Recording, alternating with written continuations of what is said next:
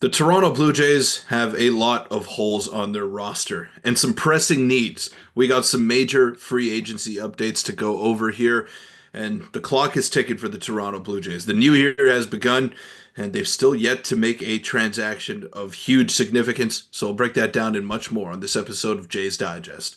Welcome in, everybody, to Jay's Digest. Happy New Year from myself. I haven't been able to say it to you guys, but thank you guys so much for the support in 2024. But before we get into the video, I want to let you know that it is brought to you by Rentals.ca, who are proud supporters of Team Canada. And while they've been supporting our national team defend their home court in international competition, they've also been helping thousands of Canadians find their home floors all across the country, whether you're in Toronto, Vancouver, Montreal, Calgary, Halifax, Winnipeg, Mississauga, Edmonton, Victoria, St. John's. It doesn't matter. Rentals has you covered. Yeah, from coast to coast, they have a ton of options to find the perfect place and price for you. And the best part is the website is clean, super easy to use. You can pinpoint exactly on the map where you want to move, finding all the available options in your area. So find your home court with rentals.ca and check out the link in the pinned comment as well as the description down below. And thanks again to rentals.ca for supporting us, supporting Team Canada, and supporting you guys in finding the best rentals across the country. And we all wish Team Canada in hockey would have done better, but if you guys want to do better finding new rentals, check out rentals.ca down below. But Peter, there's a lot to go over today, and you mentioned it. It's been weeks since the last Jays transaction. Obviously, Andres Jimenez, Jimmy Garcia, but they are linked to a lot of guys. Anthony Santander still, of course, hasn't signed. Alex Bregman hasn't signed. But Mark Feinsand, a notable reporter, has linked the Jays to someone we haven't discussed on this channel, at least very much, and that is Jack Flaherty. So a number of teams, including the Giants, Blue Jays, Tigers, and Cubs, are in the mix for Jack Flaherty. And it's actually, I'm happy to talk about this because it's a bit of a change of pace from the, Bregman and Santander we've been talking about now for weeks. Jack Flaherty, you've mentioned him on the channel as a guy that could be interesting, of course, after Sean Manaea got signed, earlier on in the offseason. This is very interesting. And again, remain in the mix. I know that's something that Jays fans have heard a lot about, and they will be a bit, it's funny. I think we mostly accept that if a good phrase is out there, Jays will be connected to them regardless of whether it's true. However, I think Jack Flaherty is a very interesting name, and honestly, someone that whether or not they get Anthony Santander, or obviously they miss out on Corbin Burns, I wouldn't be surprised to see Flaherty sign with the Blue Jays, given their pursuit of a free agent starting pitching. Yeah, and we know that he's not going back to the Dodgers, so that's a good thing, unless the Dodgers want to have 10 starting pitchers in their rotation for next year. But the Blue Jays right now, they have holes up and down their roster. I'm not going to kid you guys. I'm not going to try to dance around the fact that they need some help. But a glaring need that hasn't been talked about enough is that fifth starter spot, and not necessarily the fifth starter spot in general, but just a starting pitcher, because they have four guys that I have confidence in that I believe are going to be locked into starting spots next year. But there's a huge mystery surrounding the fifth spot in that rotation. Now, Flaherty obviously wouldn't be the back end starter on the Blue Jays rotation. He'd probably be the two or the three with the way that he's performed and just with his stuff. So I don't think the Blue Jays need an ace. I didn't think they needed to get Corbin Burns. It would have been nice, but the fact is that the offense is a bigger issue at this point. But still, in order to get through a 162 game season, you need five reliable starters that you know are going to stay healthy, that you know are going to give you a chance to win every fifth day. And I believe right now the Blue Jays have four of those guys. They're missing one. They're missing one, and I don't. It's not sustainable to have a bullpen day every fifth day in the regular season.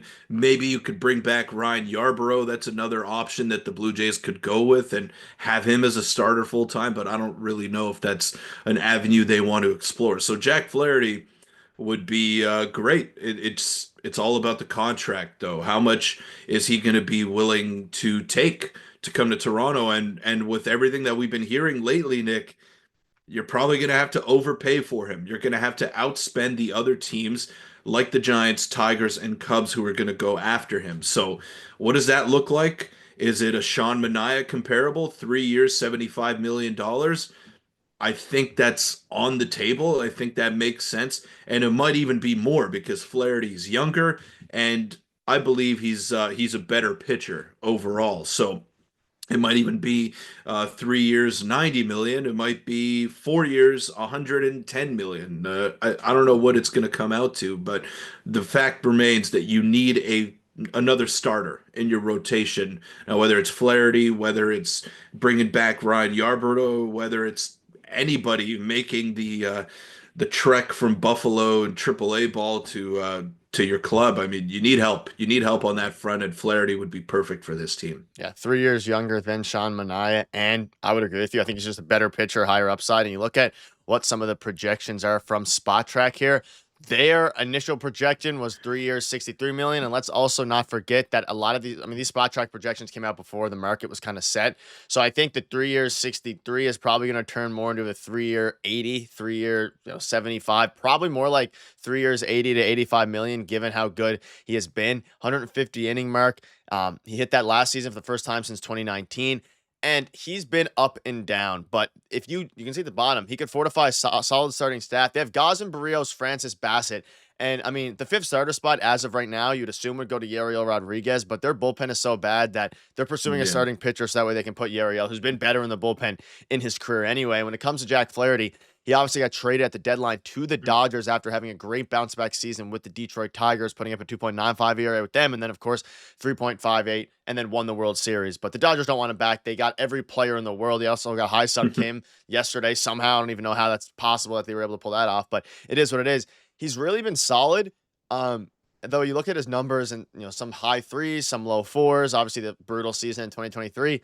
I think you can pencil him in anywhere between 3.5 to 4 ERA, and that would be plenty for this team, especially with at least what I consider bounce backs from Gosman and even Bassett. I think there was a lot of underperforming last year for the Jays. Not enough to the point where they can't do anything and rely on bounce backs, but I think specifically regarding the starting pitching staff, I think they're going to be a lot better next year if they just go out and, get one more starter so that you can push Yariel to the bullpen, and then your bullpen's looking solid because bullpen arms are very expensive. We have guys like Tanner Scott seeking $80 million, which is a bit ludicrous. Yeah. But Yeah, the one reason why I was clamoring for a guy like Sean Manaea, Nick, was because of the innings that you spoke about there with Jack Flaherty.